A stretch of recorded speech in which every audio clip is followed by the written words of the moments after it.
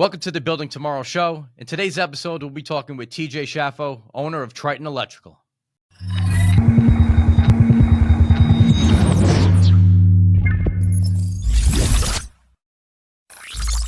You and I go way back. Our fathers are best friends. They grew up together. They had business ventures together. You and I have been in communion photos together. Yeah. Right. So growing up, your father was very, very well respected in this county, Rockland County, New York, and the surrounding areas is like one of the, if not the top union electrician. Mm-hmm. I would meet people. I had people growing up around me who would always talk about your father and how they taught them the business. From a business point of view and from, an actual electrical technician. So you were kind of born into this game. I don't know if you remember or not, but when I had bought my first house about maybe 11 or 12 years ago, you were doing some electric at my house and you electrocuted yourself. Yeah, I got hit. You caught a hit at the house. That house was a disaster. Right. So fast forward, I get into the construction game. And you and I have a conversation and we catch up and we start doing some business together. Let's back up a little bit from there. So did your father get you into the union? Like, how did you get into the electrical? So to be honest with you, I wanted to be an architect. And just graduated high school. I went to an architect school upstate New York, and things happened. I got a little bit of trouble, and my parents, they split when I was young. So he was, with his other wife and kids. And I went and I came up to him and I was like, I got in trouble. He's like, I heard. I'm like, I'm going to need a job. So he was like, well, I'll get you in the union. And we both had a mutual thing that I would never work for him. I didn't want no handout. I didn't want to work for the company he was running or, in the apprenticeship program, if you're in the union, if your father's somebody, you could skip like a couple years when you get into the union. And we didn't want that because I was only 19 and some of the guys are in their 20s. And, you don't want to come in at 19 years old, all of a sudden you're in third year, and guys who are like 30 years older and, labor history of first year. So I started on the bottom and I went through that 6-year apprenticeship program for Local 363. Got it. So, and while you were doing this, did you have an idea that you ever were going to break away and start your own business, or were you thinking you would stay in the union, or what was your mindset like? Yeah, absolutely. It's never enough. When I was an apprentice, I worked side jobs on weekends when some kids would go hang out. Then when I, went through the apprenticeship program and became a mechanic, I remember being an apprentice and looking at the blueprints. And a mechanic or a foreman would be like, what are you doing? You're working above your pay scale, or you don't get paid to do that, and they almost felt threatened. Like, why is a younger guy who's, looking at, but I always wanted to learn more and test myself. And it goes on and it goes on. You become a mechanic, then you want to be a foreman. You become a foreman, you become a PM. And it's like, where does it end? And, obviously owning a company is where it ends. That's the top of the tier. Right. So you're in the union and then you start moonlighting, right? Which is a pretty common thing. Like many of the owners of electrical companies that I know, they travel a similar path until there's a lot of kind of branch off points, right? But it usually starts with moonlighting and you do start doing some small jobs on the side. Maybe you do it with a couple of other guys in the union or a little bit of a crew. How long were you moonlighting for while you were in the union? The whole time. The whole time you were doing it. Yeah. Gotcha. And I knew, even as an apprentice, kids, they want to make a little extra side money. So they hear you're moonlighting. And it even started then because what I would do is, I knew, I'm not going to say no names, builders. And they know that you can rough out houses and you're good. And they're like, I'll give you $200 a day cash. No, they'll say, I'll give you $250 or $300 a day cash. So then I would tell the guys, I'll give you $200 a day cash. Right. Then I would get 5 guys on a Saturday. Yeah. Now I'm getting $250 for me, $200 for each guy. And I'm making $50 off each guy. So I was already doing my hustle. Like you said, you've known me for a long time. I've always been a way to earn money. Yeah, for sure. So at what point did you start to branch out and step away from the union or like into an actual business? And what did that look like? So I got injured. I was running work for a big company, and I was, making them a lot of money. And I got injured, and they threw me away like I was nothing. They couldn't find me an estimating job. So this whole brotherhood was bullshit. And then everything they promised was false promises. As long as you can make the money, that's as good as you are. So, I kind of left, and I was like, I'm done with this. And I opened up a company in Manhattan doing other things. And then when I saved up enough money and I got my license, I started like a little outfit doing like 11 townhomes. And then I linked with Anthony that, and we like kind of, he had a company that just was newly opened, and he was looking for a person to bring in work and run work. And so he became the office guy, and I was the guy out in the field. Right. And I think that's when we started to work together, right? Our first job that my company, Montana Contracting, hired you guys for, you guys were kind of working together. We were still together, but I think it was the contract might have been under Triton. Yeah, I think I think you're right. I think we actually had a contract, and then things happened, and then we changed the contract. Yeah, pretty quickly, right? So what did that look like? From my point of view, like I saw what from the outside, it looked like you guys were crushing it, right? Like Anthony had a company, he had his accounts, he had some very good accounts, a lot of repeat business, and then it looked like you came in and really elevated it and took it to the next level. So it was a little surprising to see you kind of go out on your own, but without any personal kind of information getting leaked out there. Like, what did that situation look like for you? So like sky's the limit. I look at it. I don't. If I wake up and my phone's not ringing, like something's wrong. Like chaos is around me 24/7. We got guys last night on a project we're working on that about. They're working 2:00 in the morning. Yeah. 6:45, my phone's blowing up. It's stressful. I get chest pains, but like that's what excites me. I can't just do minimal. So when I was running work in the union, I was 26 years old, a foreman, and I had men under me, 20 men under me, and I was doing a college dorm. So now when I went with Anthony, we're doing small build outs, and I kind of feel like I went backwards. Now I'm pulling MC in a mall doing a small store when I was running work at, Pfizer Pharmaceuticals and all kinds of industrial space. And now here I am doing small stuff. So when we linked, it was because we were going to grow. And, I remember telling him, like, we could do this together. You'll handle the office. I can run a crew of 50 guys. Let's get some big work. And every time I would bring around big work, it was like, let's keep the mall stuff going and the schools going. So eventually came to a point where, I was like, look, I understand what you're saying, but like what I was promised is like, I could bring on work. You would be the bankroll. At the same time, I'm running your stuff. We could do like joint venture type thing. And, well, not joint venture, but we would, it would be partnership on that project. Yeah. So he was hesitant, and then, he agreed. And the first project we took on was a 90,000 square foot meat processing plant that was automotive. So motor control center, BMS, robotics, everything from a 4,000 amp underground service to, anything that you could do in electric that building. And you had experience doing that from your union? Yeah, from the union. Okay. Yeah, I don't knock the union. The union's, it's good. You're going to get on these jobs that you never will, working for a small residential shop, and a guy that's like a townie guy that just does developing. And those guys never seen PVC coated rigid or stainless steel conduit or, motor controls or any of that stuff. Variable frequency drives, PLCs. They're not working on stuff like that. And I had experience in that. But, like I said, I was working for those companies that, they loved me as long as I was making the money. And the minute they had no work or the minute I got hurt, it was like, goodbye, you're replaceable.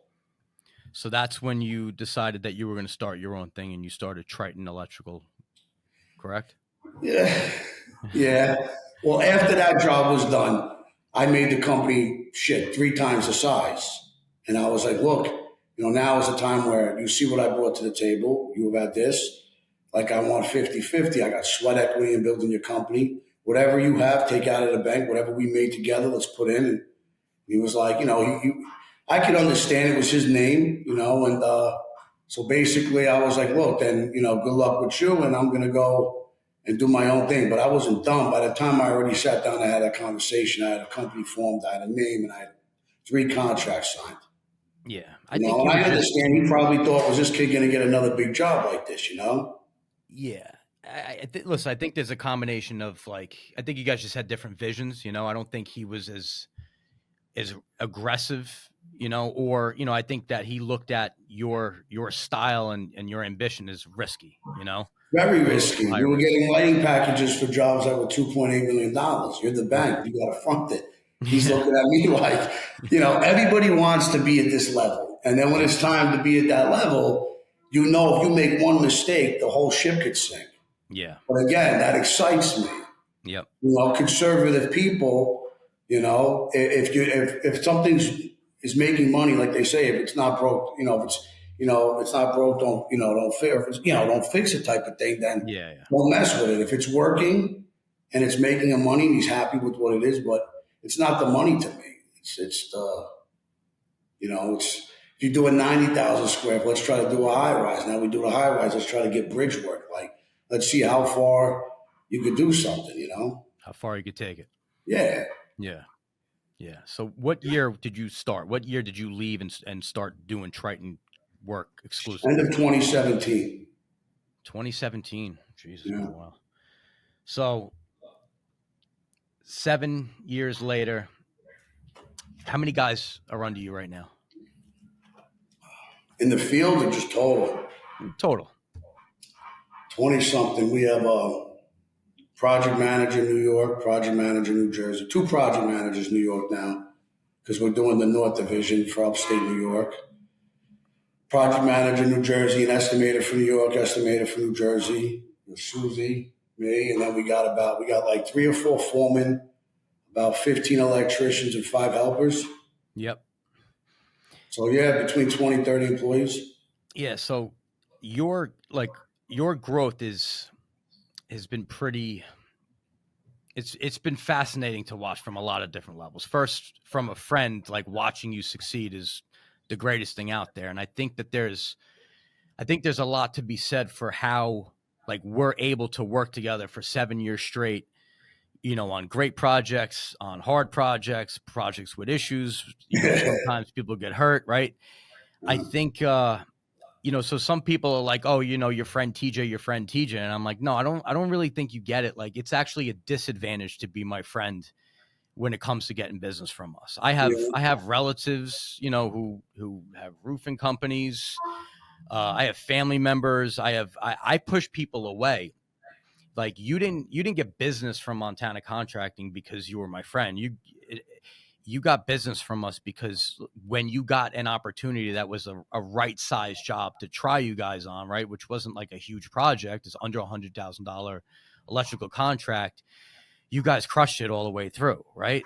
And I think there's a lot to be said for that, and for me, like as a GC, you bid a job, the bid's inclusive, the proposal is detailed, it has everything in it. If there's anything like missing from the drawings, you bring it to our attention so we know that there's some potential risk there. We signed you guys up. You got us submittals within like a week. You made our job easy, and then you did the job and nobody had any issues with you. When you said you were going to be there, you were going to be there. If there was a problem, you guys solved it. If you needed to solve it after, 4 p.m., you solved it after 4 p.m. And so that made everybody else here love you. And it wasn't even like, oh, I got to put my friend on. Like, it wasn't even like that. Everybody was like, hey, I want to use Triton again. So you guys do like 90+% of our electrical work.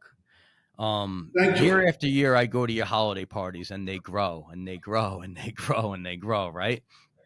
Yeah, this year we're gonna have to do a wedding hall, I guess. Yeah, for real. And by the way, they're getting much more expensive as well on a Yeah, year by year basis. I know. So couple things that really stand out, right? 2 things actually at the holiday party that I really like to see. There's an energy from your team where like people are very excited to be part of this growth and part of the Triton, team and the Triton vision.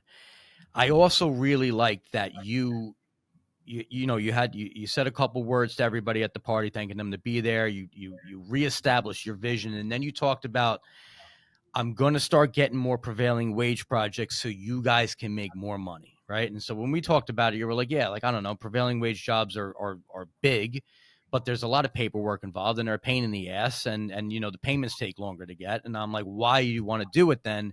And your answer was, so my team can eat. Mm-hmm. I think that like I think that that is something that really sets you apart, and I think that's why you've been able to establish like a leadership team. If you can just kind of talk to us a little bit about Kyle and Andrew, who I've watched kind of grow from the Yeah. sidelines. But what what has that whole entire process been like with those two guys? So Kyle's been with me from day one. He was a laborer on a job over 10 years ago, or 10 years Okay. ago. And I saw him, and there was a company taking coffee, and he was still working. And I told Anthony, I was like, we gotta get this kid to come work for us. And How then old was he? right out of college in his early 20s. Okay. And we hired him right away. And he was pulling Cat 6. And then Anthony gave him to me. And the kid couldn't use any tools. So I put him in a corner, and I made him strip wire and learn how to splice it. And thank God it was like a T&M job.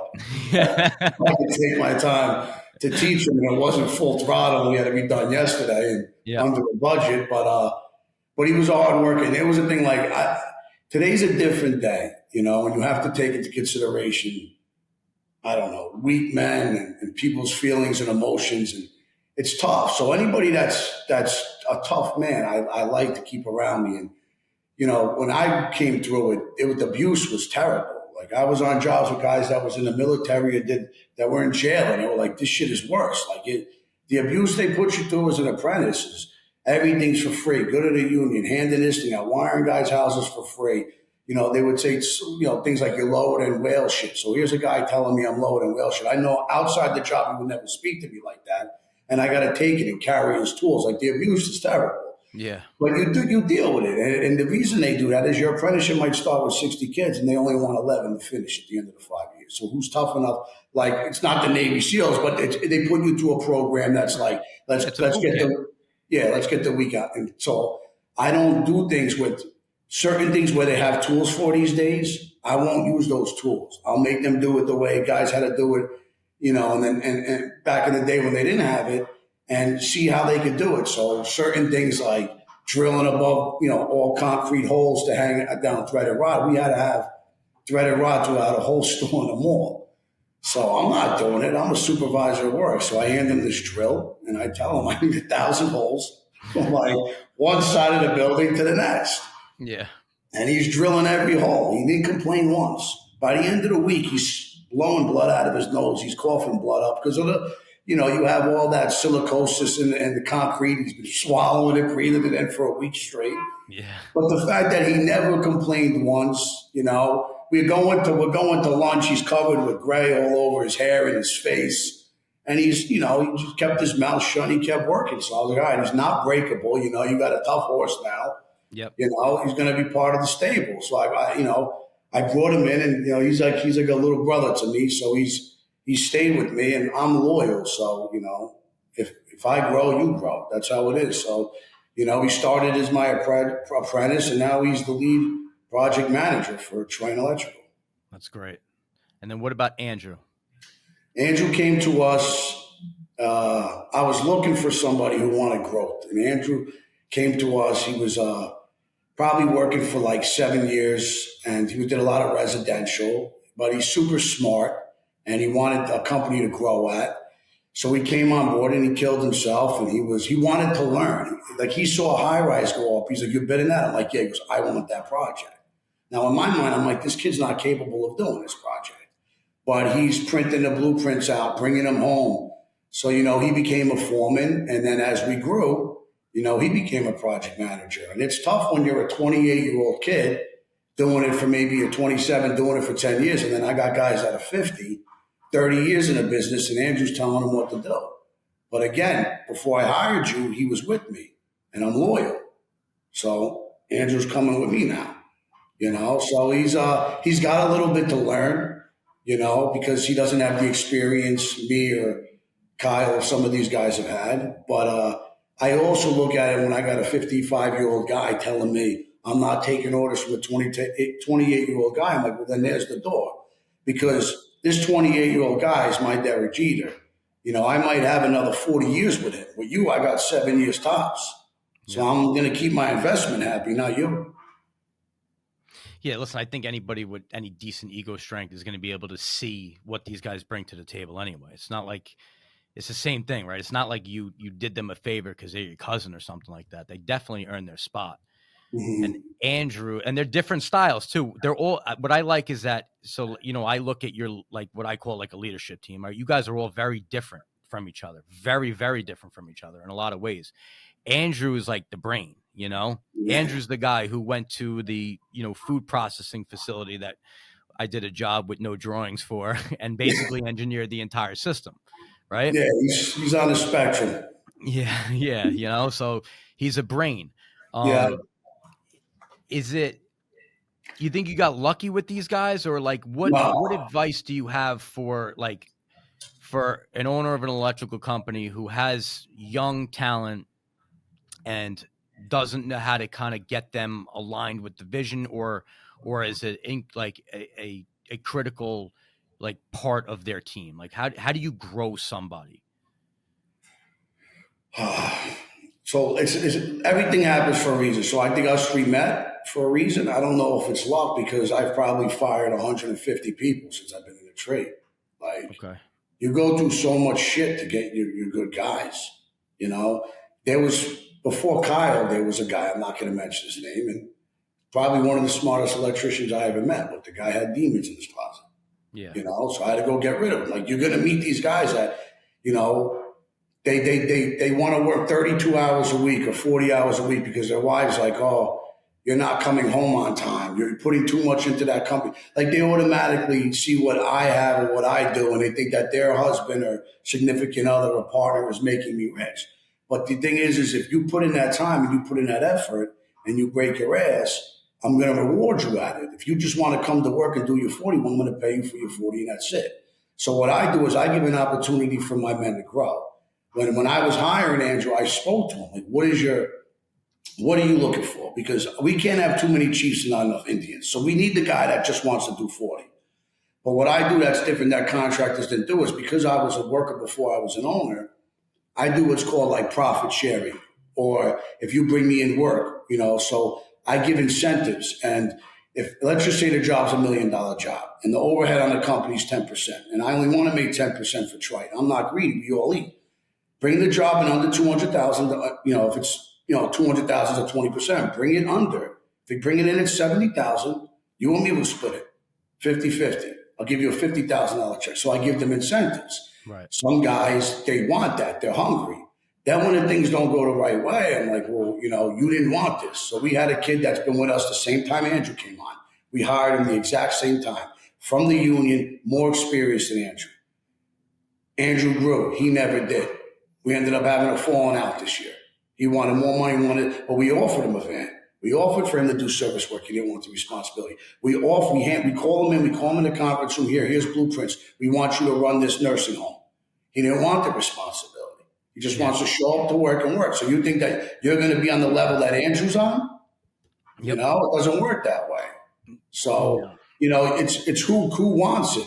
My door's open. Anybody who wants to come in here and run work and make money, that's here. But if you don't have that attitude, like a lot of owners, they're not there late. You could ask anybody in my office. I'm the last one to leave every night.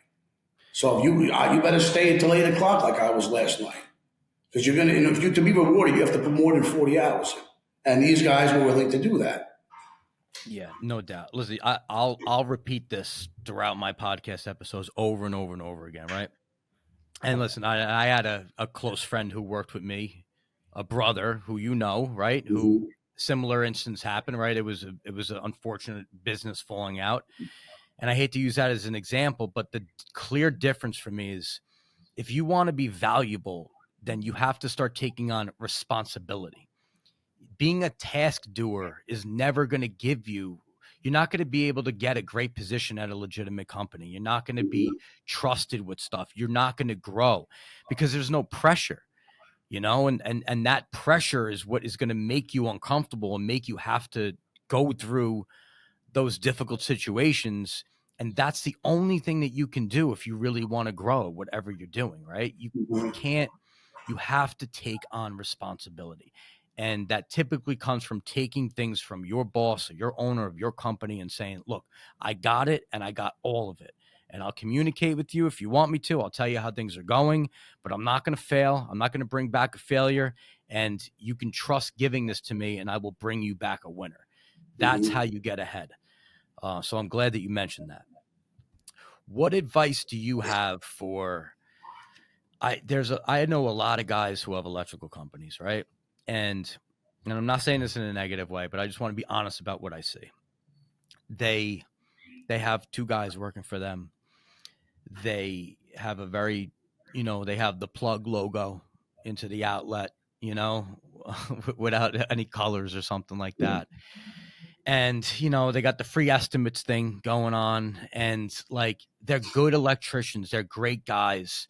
They can't seem to grow any, past where they are. And I know the easy answer, right? Like one of the keys to your success is that, like, how to do business development and you're a relationship guy, right?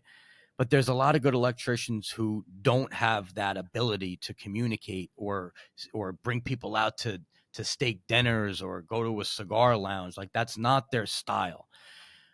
What advice do you have for a guy like that who has a small team, who wants to grow but doesn't understand how to get out there and do it? Well, you gotta hire someone like you or me. Yeah. If they don't know how to do it, to sell is a gift. And in this business, it's the hardest thing to sell. If I want a Mercedes, I go to Mercedes. You're like, oh, I sold 10 cars. Well, you have the cars and someone came to buy the car. That doesn't impress me. Yep. You know what I'm saying? Like, we have to sell a service. And then when we sell a service, now we have to bid the service against three other electrical contractors to get the work. So if you're like just flying under the radar and you're not making yourself known and you're not aggressive and you're not following up, you're not going to get it. So if that's just not your personality, then hire someone with a personality like that. And then get licenses. Go get licenses in other areas. Because if you're, let's just say, you live in Queens and you open a company, Astoria Electric, and you're from the neighborhood and you go and you do a service call for the pizzeria, and then you do a plug for the dry cleaners, you hang some four high hats. That's just what you're going to be. So when I opened Triton, I didn't make it New York Electric or Northeast Electric or Tri-State Electric. I made it one big company. I didn't make it my name, TJS. I made it a corporation. So everybody feels like they're part of a family. And you hire more people. They know more people that need work. You chase it. You go aggressive. You go out from the gym to, like you said, a steak dinner, and you network. Cigar lounges, golf courses. Like, you have to be aggressive. You have to shake hands with the right people. And if you're like a homebody and you sit home and you don't like to do any of that, then the chances of you growing to that next level and beating someone like me or you out of a job is slim to none. So you got to hire someone like us that is aggressive, that's going to go to a golf outing and go to a steak dinner on a Wednesday night when you don't even want to, and have drinks and make laughs and foot the bill when you might not even get the job. That's another thing. You got to spend to make money. These guys, they don't want to do that. Oh, I'm not going to buy him nothing. He didn't give me nothing yet. Well, with that mindset, he's not going to give you anything. Yeah. It's there's a certain personality. Like, you and I are pretty similar, right? Like, we're aggressive and we're looking very far down the line, So this year, like, for me, this is going to be our breakout year. I have a lot of big and very exciting projects that are an inch away. So I'm spending right now, just hired a full-time estimator, started Monday, hired another job super, paying for this podcast, doing different types of marketing. We're looking at drones to buy. There's a special camera that we're putting inside a house. It's like, I'm spending money right now on a future that I am extremely confident in, because I have the vision. You also have to have you have to have the guts to do it. You have to have a plan, but you have to have the confidence that it's going to happen. And I think like you also have to have the drive that you are not going to accept failure as an option, that may be an oversimplification of it, but it's got to be, it almost has to be something that you love too. I think that's part of the missing component that I just missed, right? Like construction is a very, very difficult and tough business. I mean, we probably deal with 10 headaches on a day on average. But I love the game. I love the game. I love taking down jobs. I love hiring great people. I love my clients being like, this is a great team. I love finishing projects, taking photographs, taking videos, putting it on the website. I love people saying like, you have to hire Triton Electrical if you're going to do electric, right? And people aren't even bidding against you in certain circumstances because the trust is there. If you own a company in construction and you don't love this, you better figure out how you're going to get through your career, because it's fucking grueling. It's a tough business to be in. The profit margins aren't there. Like I said, you go to the car dealership. Imagine me going and saying, well, this person's just price or that, with like any business. Like I walk into a food store and grab milk and then go to the cashier and tell her, this is what I want to pay. I saw it online for this, and then make the cashier go back and forth. And then after I buy the milk, ask for, some kind of credit because I wasn't happy with the way it tasted on the last sip. Like it's a tough business. You know what I'm saying? Like they question everything you do, and 90% of them don't know a thing about construction. They don't know what raw materials cost. They don't know what the labor costs. You got a guy outside in the freezing cold. You're paying him $60 an hour. He costs us $80 an hour. It's over a dollar a minute. And they want to sit here and be like, I don't get it. I don't understand. Then go out there and do it yourself. Because from what I see, you got a nice life. Coaching that gym class. I don't know why you're getting $140,000 a year to tell a kid to throw a volleyball up in the air. I don't question what you do. So right. It's a very tough business to be in. It sucks. So what I wanted to say when you asked me is, what is your advice? I laughed because the first thing that came to my mind was have them call me and see if they want to sell their company. Yeah. Because what I can do now is bring that guy on with his 3 guys, take that lettering off with the stupid plug on his van. That's his free estimates. Slap my logo on, and now I make him a PM. Now he's got clientele. So anything he brings me, we're splitting. But now you could also eat some of my work, because you're missing that factor. The person who hunts, the person who sells, the person who can oversee the job. The only problem with getting too big is I have OCD. Everything needs to be perfect. And that's why, like you said, people are saying use Triton, because people know my work. So I have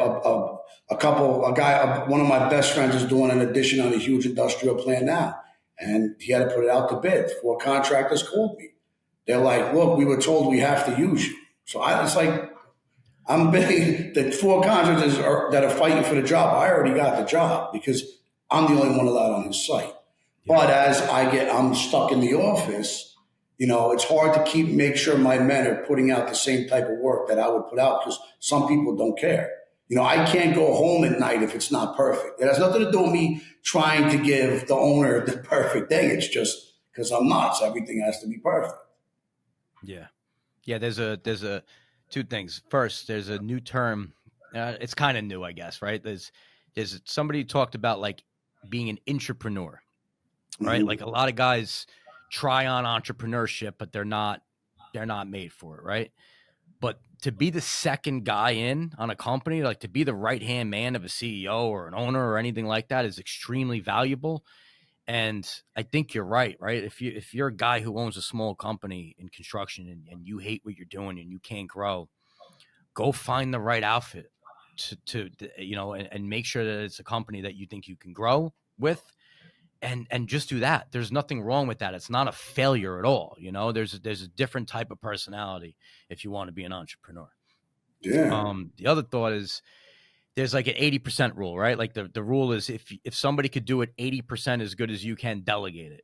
A lot of people who are perfectionists, they really use that as an excuse to not get shit done because finishing things is scary to them, whether they're aware of it or not.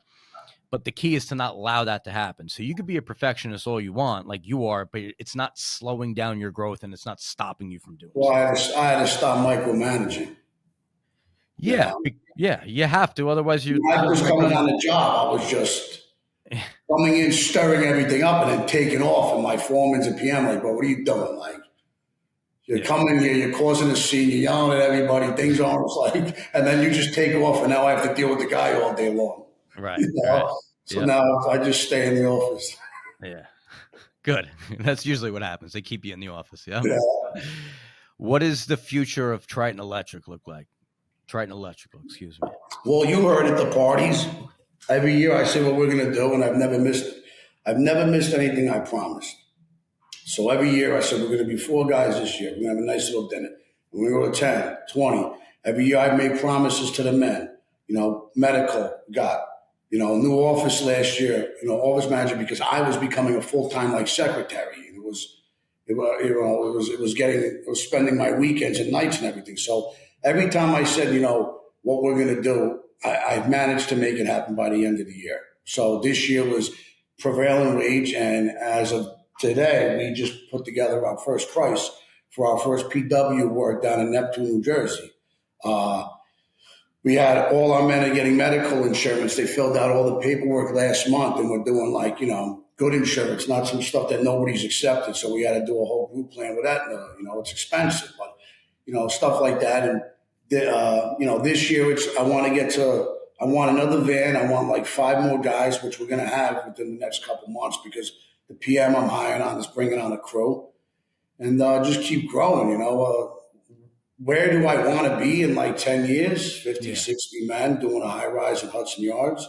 You know, it's to me, it's like people look at that and they're like, oh, it's hard. That's the easiest shit on the planet. It's one big house. The hard stuff's the industrial plants.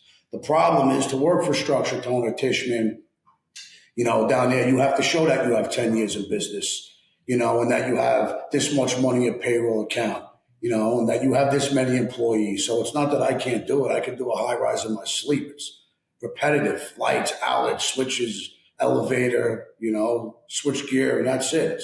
It's cookie cutter. It's to get the men to do it, you know, as many men to have on board to do it. And a project like that, if you're throwing 40 bodies on it, you won't be able to keep all your other customers happy. So you have to have a lot more guys. You know, keep doing public work, prevailing wage work. Grow, and you know, I want to be in Connecticut too by next year. I want to have a Connecticut license, so we're Jersey, New York, and Connecticut, you know, and who knows? Just keep going. There's not a. I got an issue. If I have 100 men, I'm going to want 200. That's just me, you know. So I can't give you a number. Yep. There's not going to. There's no top. There's no top. Like it's. When does it end, Matt? Just take it as far as you can take it. Yep. It never ends. Yep. You know, it's like that with everything. Where can people find you?